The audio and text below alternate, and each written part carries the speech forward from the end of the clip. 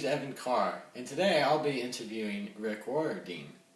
Now, Mr. Royardeen, if you do not know, has written all of the Percy Jackson books, and today we'll be talking about his new book, The Battle of the Labyrinth. Thank you for letting us interview you today, Mr. Royardeen. You're welcome. It's my pleasure. Now, could you tell us about the characters in your book? Yes, there's Percy, the main character, and he's a demigod, but at the beginning, he didn't even know he was a demigod. That's crazy. I know. He didn't even know who his dad was either.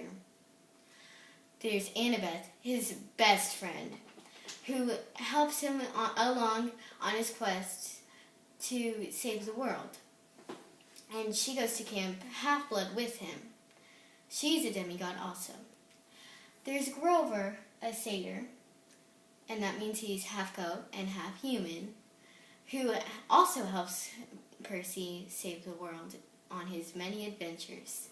There's Tyson, his half-brother, who also helps them. He's a cyclops. Very interesting right there. I wanted to add a little twist to my book. Oh, I see. Now, what's the setting? What's the setting of your book?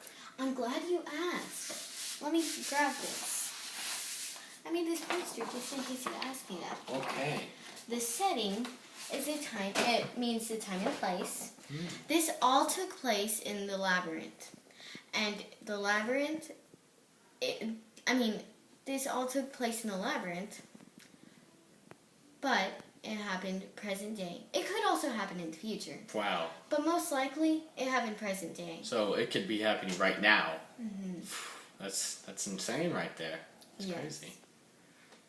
Now, could you tell us the point of the view of the book? The point of view means the perspective the story is told in.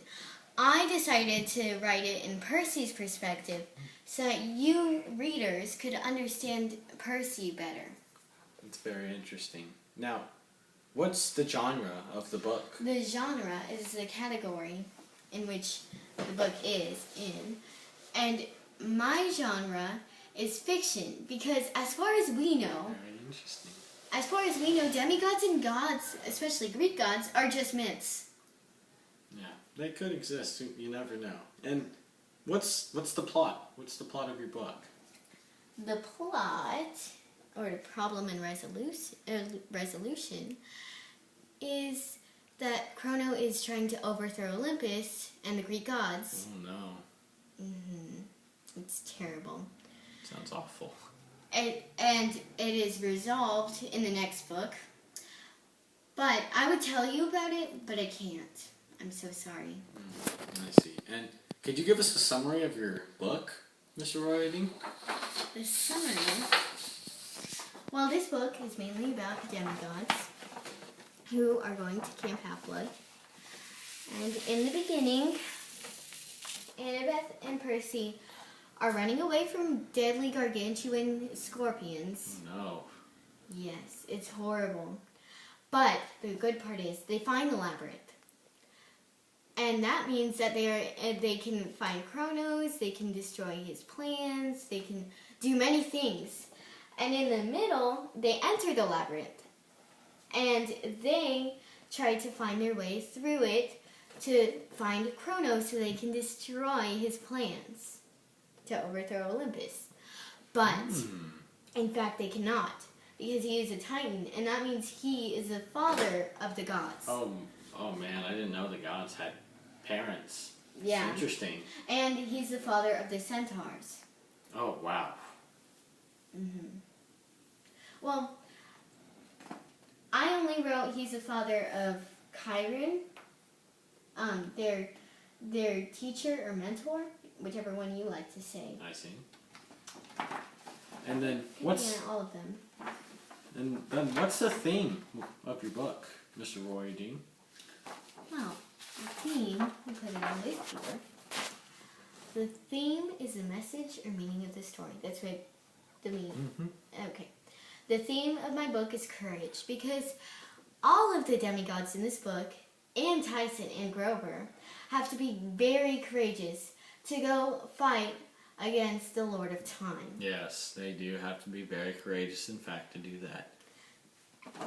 And then, who's your favorite character of the book?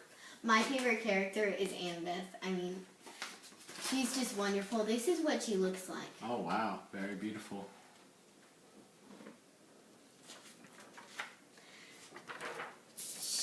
Oh, why is she your favorite character, though? Well, she's very courageous. She never gives up. She always has good plans, and she's really smart. Always good traits to have. Always.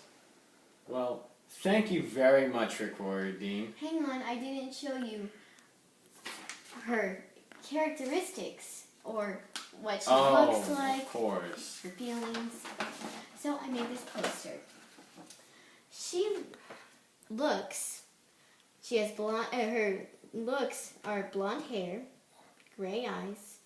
She is obviously a person. She has white skin, and she is very strong, because to hold a sword, that takes a lot of muscle. I had no idea. And I wrote this, it's all found in the text. All of it. Every single thing. The way she acts. Well, she is heartbroken because the man that she loves is a traitor. Oh no. He's on the bad side. That's awful. Yes. And then she's brave. She has very good. You remember the characteristics? Yeah, I remember those. She has very good strategies of fighting the Lord of Time. Oh, that's great. That's good. And she is longing for a quest. Because when she was 7, she never got a quest. So she's always wanted a quest to save the world. Oh, I see. That's very good. That's very good. She's certain. She thinks that she can destroy Kronos' plans. But then she's hardworking and thoughtful because she comes up with plans for them to use throughout this story. I'm just going to fold this. It's easier to hold. How she thinks, or mental part, she is longing for a quest. And I wrote page 1 through 73. She gets scared later. Wow. She does not want a quest on page 74, and if you read it, you would know why. I guess I gotta read it. I got to read this new book. It's fascinating. It's very interesting. Sounds very good. Later, she thinks she can change Luke's mind, and that is the traitor that she liked. And as you know, he was working for Kronos on page 305. Okay. She starts to think she cannot change Luke's mind about working for Kronos on page 315. Now, wow. The last thing I am going to show you, the way she feels. She feels heartbroken because she believes she cannot change Luke's mind about working for Kronos. But then she feels certain because she thinks she can change his mind. Oh, that's good. And she also feels certain that she can defeat Kronos. That's good. That's good. She feels fearless because she thinks she can destroy Kronos's, what's the word? Plans. Wow. My mind went blank just then. It's very good. It sounds like a great book. Well, thank you, Mr. Royerding, for your time. You are very welcome. And I'm Evan Carr, signing out. See you later, y'all.